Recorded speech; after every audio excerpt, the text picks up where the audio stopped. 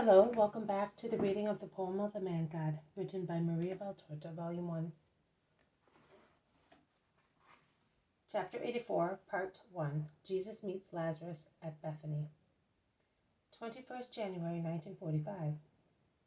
It is a very clear summer dawn. Rather than dawn, it is early morning, because the sun is already above the horizon and is rising higher and higher, smiling at the charming earth. Every stem is sparkling with dew.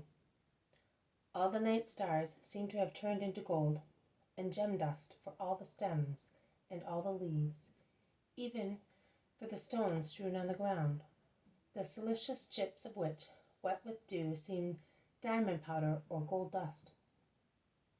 Jesus and Simon are walking along a little road which departs from the main one at a sharp angle like a V. They are going towards magnificent orchards and fields of flax as tall as a man, almost ready to be cut. Other fields, farther away, show only large, bright, red spots of poppies amongst the yellow stubble. We are already in the property of my friend. You can see, master, that the distance was within the prescription of the law. I would never take the liberty of deceiving you. Behind that apple orchard there is the garden wall and the house. I made you come along this shortcut to be within the prescribed mile. Your friend is very wealthy. Yes, very, but he is not happy. He owns property also elsewhere. Is he a Pharisee? His father was not. He is very observant. I told you, a true Israelite. They walk a little farther. There is a high wall, and beyond it trees and trees, with the house just emerging through them. There is a rise in the ground here, which, however, does not allow one to see the garden, so beautiful that we would call it a park. They go round the corner. The wall runs level, and from its top entwined branches of roses and sweet-smelling jasmines hang down, splendid in their dewy corollas. There is the heavy wrought iron gate. Simon knocks with the heavy bronze knocker. It is too early to go in, Simon, remarks Jesus. Oh, my friend gets up at sunrise, as he finds comfort only in his garden or in books. Night is a torture for him. Please do not delay further to give him your joy.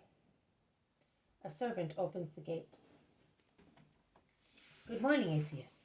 Tell your master that Simon Zealot has come with his friend. The servant runs away after letting them in, saying, Your servant greets you. Come in. Lazarus' house is open to his friends. Simon, who is familiar with the place, does not go to the central avenue, but he turns along a path running in the direction of a jasmine bower between rose hedges.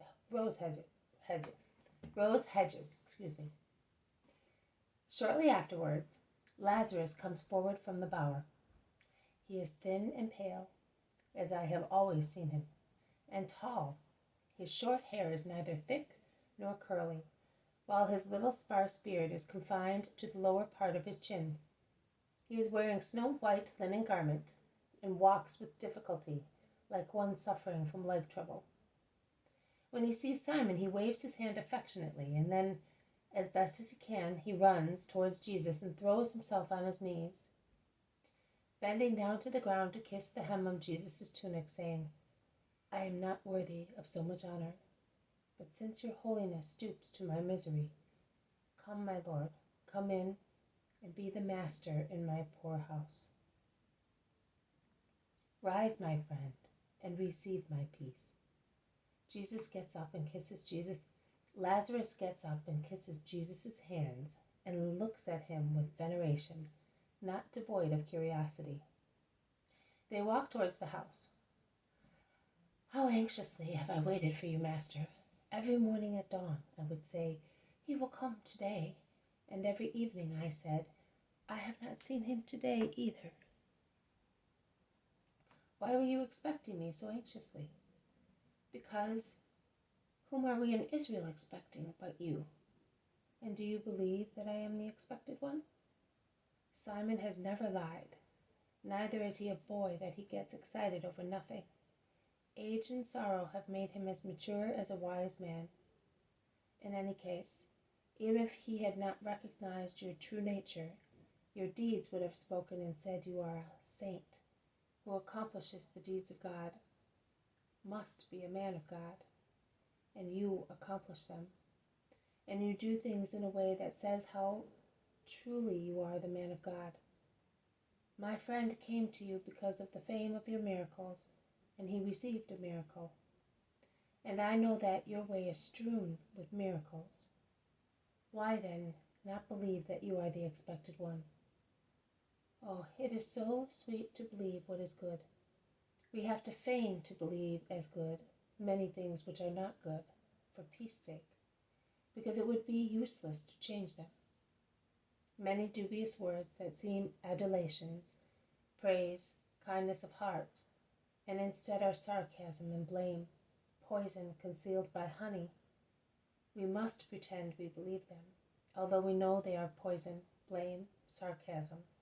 We must do so because it is not possible to do otherwise, and we are weak against a whole world which is strong, and we are alone against a whole world which is hostile to us. Why then should we have difficulty in believing what is good? On the other hand, the time is ripe, and the signs of the time are here. What might still be missing to make belief certain and beyond all possible doubt should be supplied by our anxiety to believe and to appease our hearts in the certainty that the expectation is finished, and that the Redeemer has come. The Messiah is here, he who will give peace to Israel and to the children of Israel, who will let us die without anguish, knowing that we have been redeemed, and will enable us to live without that nostalgic feeling for our dead ones. Oh, the dead! Why mourn their death, if not because, as they have no longer any children, they have not yet the Father and God? Has your father been dead long? 3 years, and my mother 7, but I no longer lament their deaths. I also would like to be where I hope they are, awaiting heaven. In which case you would not have the Messiah as your guest. That is true. Now I am in a better position than they are, because I have you, and my heart calms down because of this joy. Come in, Master. Grant me the honor of making my house yours. Today is the Sabbath, and I cannot invite friends to honor you. Neither do I wish that. Today I am all for Simon's friend and mine. They go into a beautiful hall where some servants are ready to receive them. Please follow them, says Lazarus. You will be able to refresh yourselves before the morning meal. And while Jesus and Simon go into another room, Lazarus gives instructions to the servants. I can see that the house belongs to wealthy people, and it is also a very refined one. This has been a reading from The Poem of the Man God, written by Maria Valtorta, Volume 1, Chapter 84, Part 1, Jesus Meets Lazarus at Bethany. Thank you for listening. I will see you tomorrow. May God bless you, and may peace be with you.